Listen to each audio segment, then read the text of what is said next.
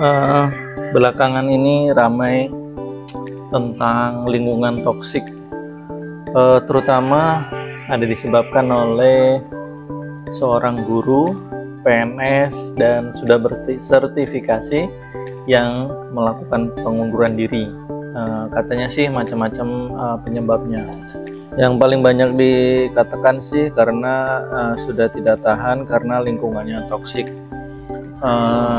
Apa sih toksik itu? Toksik itu kan mungkin bisa diartikan sebagai racun atau negatif atau buruk gitu ya. Pas nggak Pak? Pang, pas nggak? Pas ya? Nah, kalau lingkungan negatif atau lingkungan buruk, yang perlu diperjelas juga apakah yang buruk itu semua orang yang ada di lingkungan itu atau sebagian. Dan kalaupun semua orang yang ada di situ adalah toksik atau buruk, apakah setiap saat orang-orang di sana itu adalah orang-orang yang buruk, adalah orang-orang yang menyebarkan negatif-negatif gitu ya. Ya misalnya ngajak males-malesan, ngajak berbuat hal yang nggak bagus, merokok, tidak memenuhi tugas sebagai guru misalnya. Apakah itu setiap saat? Nah, kalau setiap saat kayaknya aneh lah atau nggak masuk akal. Setiap saat orang itu toksik terus. Kalau sesekali wajar lah ya kalau sesekali. Nah, termasuk apakah setiap orang di sana itu misalnya ada beberapa orang yang toksik memang lah. Apakah orang tersebut, oknum tersebut ya, selalu ngajak hal yang buruk terus, ngajak hal yang negatif terus? Rasanya juga nggak mungkin ya. Karena kalau dipikir-pikir, apa ada sih orang yang jelek terus? Ya, pasti di antara sekian banyak kejelekan yang dia lakukan, itu ada hal yang baik yang dia lakukan.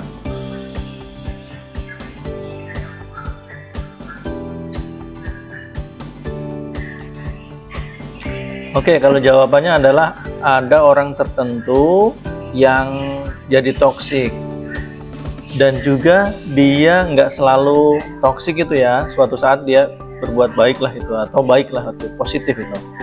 Nah, kalau seperti itu, dipikir-pikir ya, di lingkungan manapun pasti ada kondisi seperti itu. Lingkungan manapun nggak ada orang yang positif terus. Pasti ada orang yang positif dan negatifnya. Yang ngajak baik, kadang-kadang juga ngajak buruk. Gak mungkin, atau di luar logika lah ya, ada sebuah lingkungan yang jelek semuanya. Gak mungkin.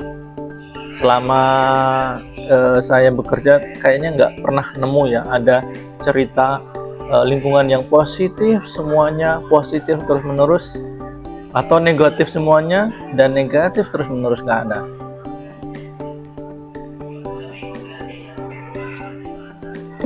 Nah, kalau kadang-kadang mah di semua lingkungan seperti itu, nggak hanya di sekolah, pasti di lingkungan kantor, baik itu perusahaan atau lembaga apa, pasti ada yang seperti itu.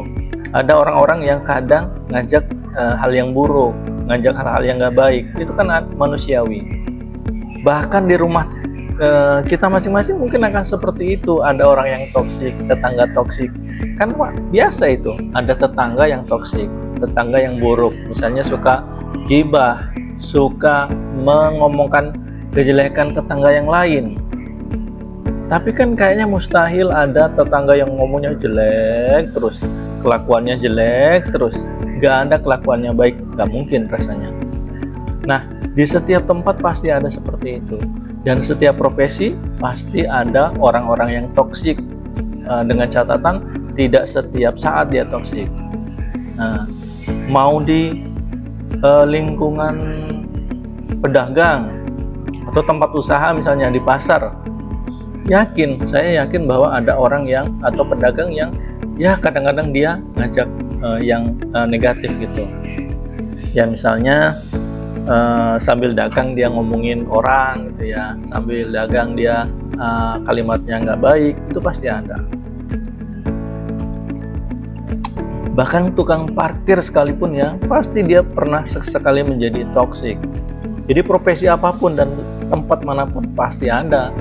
Kalau kita mau nyari yang nggak ada toksiknya, Kayaknya nggak ada lah ya, nggak ada.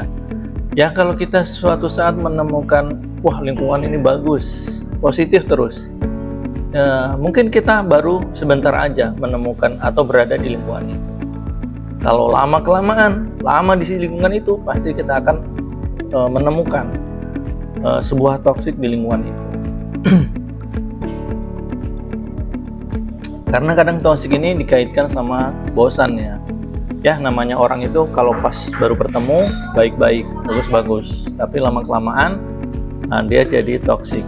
Menemukan lingkungan toksik dan kemudian resign itu bukanlah solusi, karena kita akan menemukan lingkungan yang toksik juga ketika resign itu di tempat manapun. Katakanlah kita sekarang resign bekerja di tempat penerbitan misalnya. Nah itu mungkin awal-awal kita menemukan menemukan orang-orang yang positif semua, yang mendukung semua. Itu kan baru beberapa kali ketemu. Kalau kita sudah lama berinteraksi, semakin lama berinteraksi, semakin bosan, maka bisa jadi kita akan ketahuan aslinya.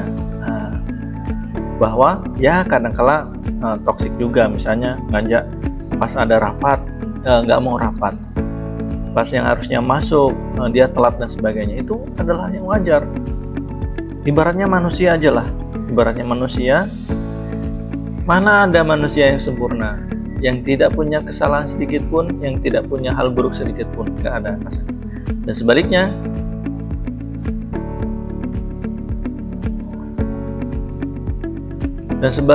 kayaknya nggak ada orang yang buruk semuanya, jelek semuanya, itu nggak ada. Maka kalau ketemu dengan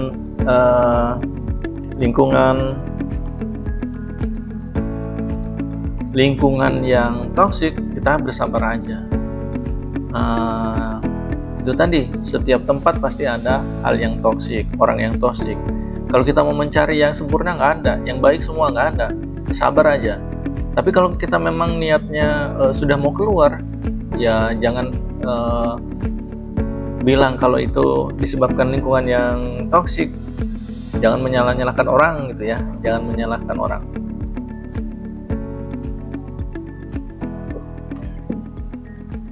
Kemudian kalau kita mau resign, ya resign aja. Mungkin kita mencari alasan sesuai dengan apa yang kita rasakan dari dalam diri kita, tanpa menyalahkan orang lain. Ya kalau itu adalah menjadi pilihan kita, ya nggak masalah.